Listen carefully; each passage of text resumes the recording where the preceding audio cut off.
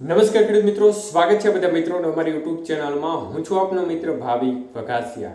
તો મિત્રો, ખાસ કરીને આ વિડીયોના માધ્યમથી આપણે વાત કરવાની છે હાલની સક્રિય સિસ્ટમોની સ્થિતિ શું છે અને આવનારી 24 કલાકની અંદર હજી ક્યાં ક્યાં જિલ્લામાં વરસાદની સંભાવના રહેલી છે તે વિશેની સંપૂર્ણ માહિતી આ વિડીયોમાં જાણીશું. તે પહેલા જે પણ મિત્રો નવા હોય તે ચેનલને સબસ્ક્રાઇબ કરી દેજો. તો મિત્રો, ખાસ કરીને જે વેલમાર્ક લો પ્રેશર સિસ્ટમ મધ્યપ્રદેશના ભાગો નજીક હતી તે સિસ્ટમ હજી પણ એ વિસ્તારમાં જોવા મળી રહી છે અને મધ્યપ્રદેશના ગુના નજીક આ સિસ્ટમ છે તે ખાસ કરીને અત્યારે જોવા મળી રહ્યો છે અને સિસ્ટમ અત્યારે નબળી પડી છે અને વેલમાર્ક લો પ્રેશરમાંથી હવે લો પ્રેશરમાં ફેરવાય છે.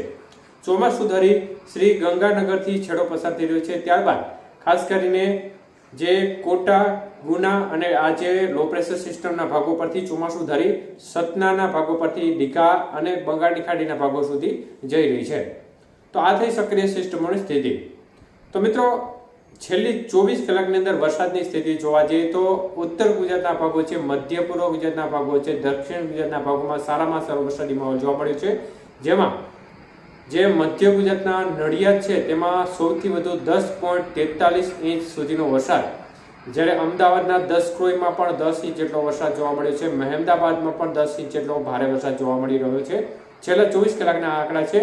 તો આ સહિત અનેક એવા વિસ્તારો છે જ્યાં વરસાદના આંકડા 5 ઇંચ કરતાં પણ વધુ જોવા મળી રહ્યા છે. જોકે સિસ્ટમની ધારણામાં જે સૌરાષ્ટ્રમાં જે પ્રકારની ધારણા હતી તેના કરતાં નબળું ચોક્કસપણે રહ્યું છે અને ખાસ કરીને વરસાદની ગતિવિધિ ના બરાબર આ સિસ્ટમના કારણે સૌરાષ્ટ્રના ભાગોમાં જોવા મળી રહી છે. જોકે સામાન્ય ઝાપટા અને છૂટા છવાયા વરસાદી માહોલ જોવા મળી રહ્યો છે, પરંતુ ખાસ કોઈ એવો ભારે વરસાદ સૌરાષ્ટ્રના ભાગોમાં જોવા મળ્યો નથી.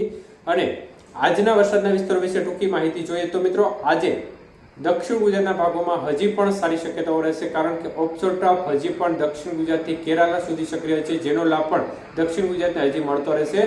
જેને પરિણામે આવતી 24 કલાકની અંદર હજી પણ દક્ષિણ ગુજરાતના ભાગોમાં ભરૂચ, સુરત, વાપી, વલસાડ, દમણ, દાદરા, નગર હવેલી, તાપી, નર્મદા, ડાંગ સહિતના ભાગો છે તેમાં ઝાપટાથી માંડી હળવો મધ્યમ વરસાદ યથાવત રહેશે.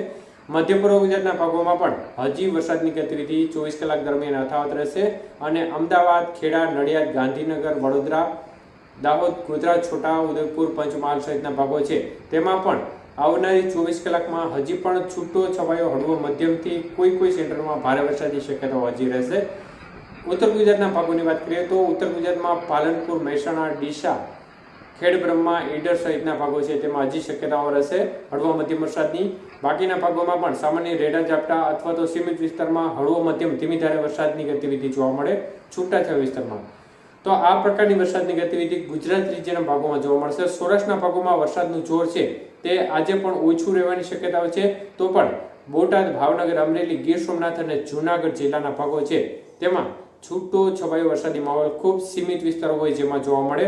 બાકી મોટા ભાગના સૌરાષ્ટ્રના ભાગો છે તેમાં રેડા ઝાપટા સ્વરૂપે વરસાદની ગતિવિધિ જોવા મળે અને કચ્છના ભાગોમાં પણ ખાસ કોઈ મોટી સંભાવના દેખાતી નથી છૂટા છવાયા ઝાપટા રૂપી વરસાદની ગતિવિધિને બાદ કરતા.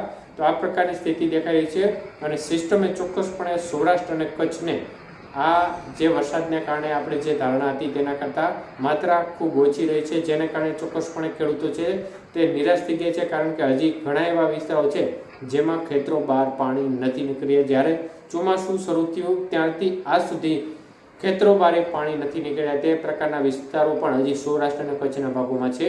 એટલે આપણે આશા રાખીએ કે એ વિસ્તારોમાં સારો વરસાદનો લાભ મળી જાય અને રાષ્ટ્રીય રીતે એટલે કે ધારણા બહાર ત્યાં વિસ્તારોમાં વરસાદ પડી જાય તો એક પ્રકારે સારી વાત ગણી શકાય. જોકે હાલ શક્યતાઓ ઓછી જણાઈ રહી છે, પરંતુ આપણે આશા રાખીએ કે આગામી દિવસોમાં એક સારો વરસાદનો રાઉન્ડ આવી જાય અને તે વિસ્તારોને તરબોળ કરી દે.